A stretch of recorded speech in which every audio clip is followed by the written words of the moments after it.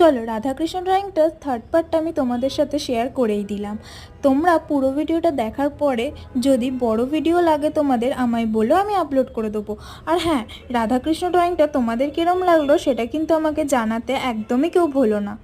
আচ্ছা, আগের পার্টে তোমাদেরকে আমি বলেছিলাম আমার একটা সমস্যা হয়েছিল যখন এই ড্রয়িংটা আমি করি, সেই কারণে আমার এটা কমপ্লিট করতে অনেকটা লেট হয়ে গেছিলো। সেই সমস্যাটাই তোমাদের সাথে আজকে শেয়ার করি। ফেসবুকে আমার ডিপি লাগিয়ে আমার নাম ইউজ করে কেউ একজন ফেক অ্যাকাউন্ট চালাচ্ছিল।